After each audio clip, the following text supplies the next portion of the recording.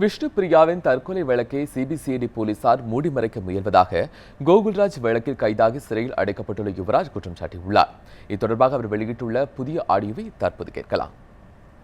வணக்கம் வணக்கம் வணக்கம். அண்ணா சரிங்கம்மா? நல்லா இருக்கேன். நீங்க? நல்லா இருக்கேன். அவன் என்ன பண்றான்? அம்மா சிங்க குட்டியா? சொல்லுங்கம்மா. சரிங்கம்மா? சௌக்கியமாம்மா. ஏதோ முடியல. சரி ரைட், சந்தோஷம். திங்கெல்லாம் வரீங்களா?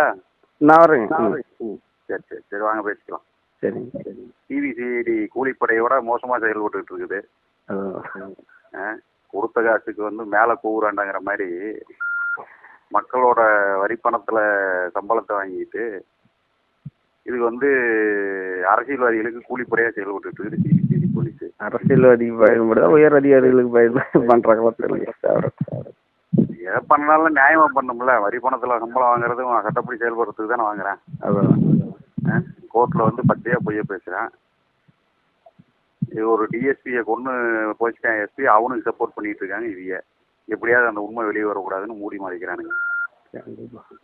வெளியே வர யுவராஜ் வெளியே வந்துடக்கூடாதுங்கிறதுல தெளிவாக இருக்கிறான். அவங்க தெளிவாக இருக்காங்க. எலெக்ஷனுக்கு முன்னாடி யுவராஜ் வெளியே வரக்கூடாதுங்கிறது இவங்களுக்கு கொடுத்த அசைன்மெண்ட். அதாங்க இவன் அசைன்மெண்ட்டை மிக தெளிவாக முடிச்சிட்டான். இப்போ அடுத்து எஸ்பி செந்தில்குமார் என்ன அசைன்மெண்ட் வச்சிருக்கான் அரசியல்வாதிகளோட சேர்ந்துன்னா, யுவராஜ் உயிரோடையே ஜெயில விட்டு வெளியே வரக்கூடாதுன்னு அவன் அசைன்மெண்ட் வச்சிருக்கான்.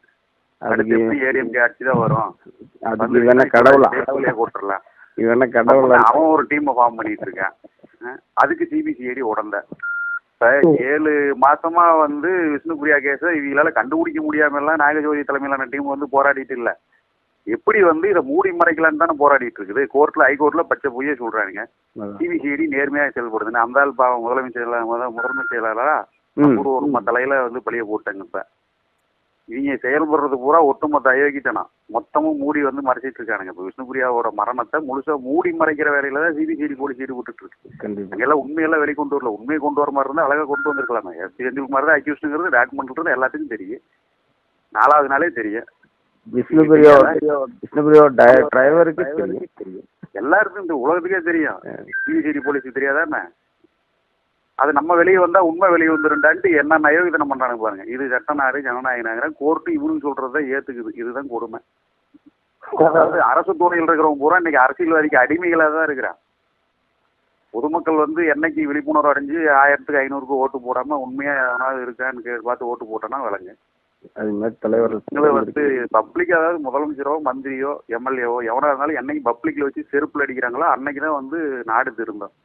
பொதுமக்கள் திரும்பினாதான் நேர்மையான அதிகாரிகளை பணியாற்ற முடியும். இல்லைன்னா அப்புறம் விஷ்ணுபிரியா மாதிரி சாகடிக்கப்பட வேண்டியதா, முத்துக்குமாரசாமி மாதிரி ரயில் முன்னாடி பாஞ்சு சாக வேண்டியதா, அவன் ஊடுதான் போவேன். இல்லையா மற்றவெல்லாம் அவன் சொல்றது கேட்டு ஆமாஞ்சாமின்னு போக வேண்டியதான். இதுதான் நடக்கும். சரி பார்ப்போம். நம்ம உண்டானது போராடுவோம், பார்த்துக்கலாம். வேற ஒன்றும் இல்லை. இதுக்கு மேல என்ன பண்ண முடியும்? எலெக்ஷன் முடிஞ்சதுன்னா பார்த்துக்கலாம். நம்ம எல்லாத்துக்கும் தயாராகிறோம். பயங்கிறது நமக்கு வாழ்க்கையில என்னைக்கும் கிடையாது. பார்த்துக்கலாம். அப்படி கடவுளாங்க நம்ம அவங்கள பார்த்து எதுவும் நம்ம தான் ஜெயிப்போம். பார்த்துக்கலாம். சரி பார்த்துக்கலாம். ஜாதகம் உடம்பு பார்த்துக்கலாம். பார்த்துக்கலாம் பாருங்கம்மா. ரைட் ராமலா பார்த்துக்கலாம். ஓகேங்கம்மா.